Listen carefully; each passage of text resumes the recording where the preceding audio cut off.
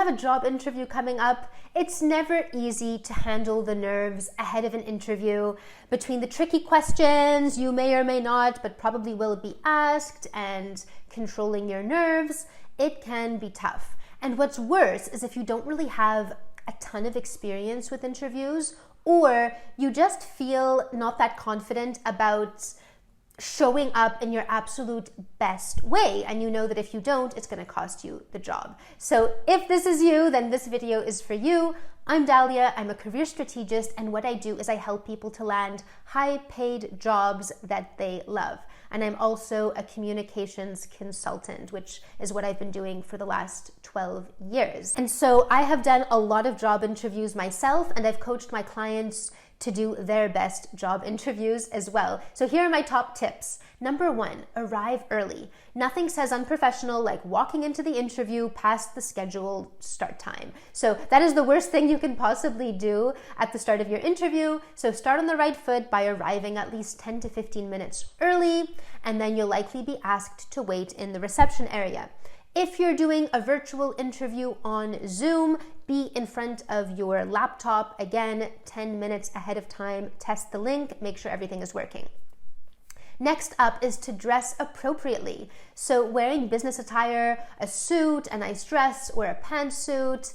You want to avoid dressing in your normal day clothes, obviously, including yoga pants. Now, if you're on Zoom, then you have my permission to wear yoga pants on the bottom and something more formal on the top. But again, test it out. Check out what you look like on your camera to make sure that you're not accidentally revealing that you're sitting there in your underwear when you thought that the camera wasn't showing that, or whatever it might be. And if you're also on Zoom, you want to check out your background. So make sure your background looks okay. Make sure you don't have dirty dishes in the background, or you really want to keep things cleaned up, or you want to use a virtual screen behind you so that you don't see anything in the background. Mind your sitting posture. The way that you sit in a job interview also forms a critical part of your behavioral traits.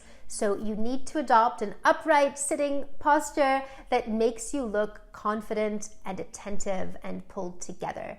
But make sure that it's also comfortable and doesn't tire you out, and you don't want to look uptight. So in the case of long interviews, a comfortable posture is also going to help you to remain calm and composed.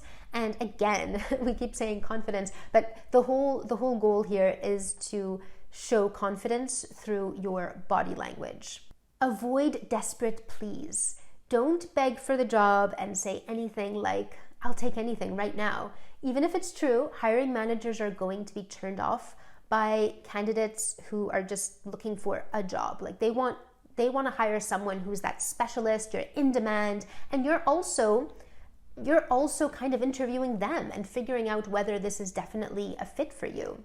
Don't divulge too much personal information during the interview. Don't talk about your financial difficulties because of prolonged unemployment. Don't talk about how hard the pandemic has been for you.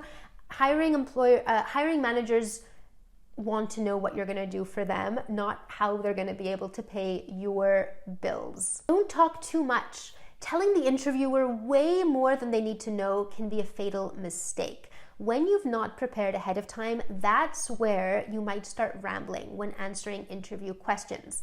And the worst is that people think, "Oh, I did amazing at the interview. I had so much to say." But actually they're rambling and they're just going on and on and on, sometimes even repeating the same thing over and over again. And that doesn't work. You want to be to the point. You want to give the important details, and you want to impress them with your experience, which means obviously not giving one-word answers, but you want to really make sure you're not rambling. When I do interview practice with my clients, I would say that is one of the biggest things that we end up fixing. It's getting them to be clear, to the point, and also arranging their sentences so that their answers are more engaging and sound more interesting. Because sometimes they give factually good answers, but if you ramble too much or you give too much information in your answer, even if it was a great answer, the interviewer will not catch it. They're going to kind of tune out, or just it's not going to make as much of a point as it should have. Anyway, back to my point, make sure you focus on that first impression, bring that energy, that enthusiasm, express your thanks for the interviewer's time. Remember that they might be seeing a lot of other candidates that day. They're probably going to be tired and whatever, have a million things on their mind. So bring in that energy. Start off with a positive comment about the company, something like, I've really been looking forward to this meeting. I think the company is doing great work in this particular field, and I'm really excited about the prospect of being able to contribute.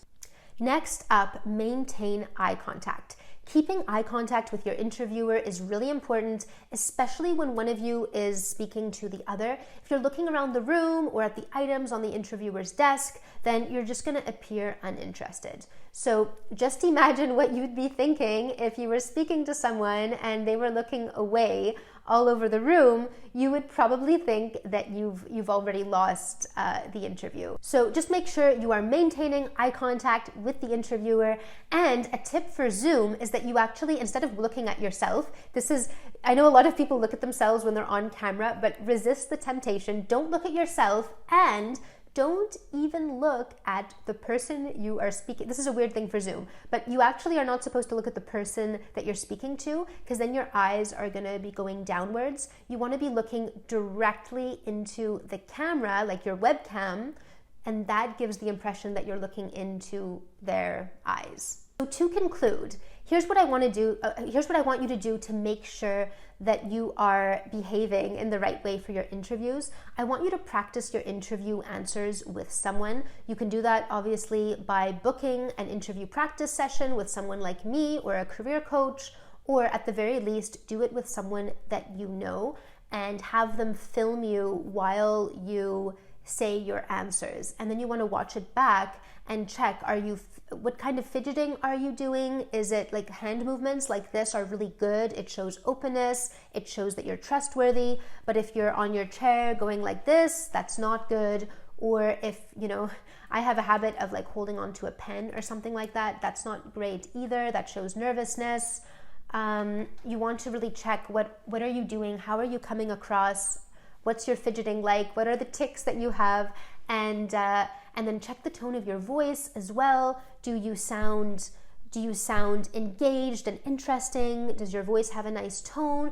Or are you going into monotone mode? Are you going into super serious professional mode and giving them the here is my life experience? Well, back in 2018, what I was doing is I was working with a tech company and I was very successful at that job. In fact, right, you don't want to be talking like that because you're going to dehumanize yourself, you're going to bore yourself and bore the interviewer.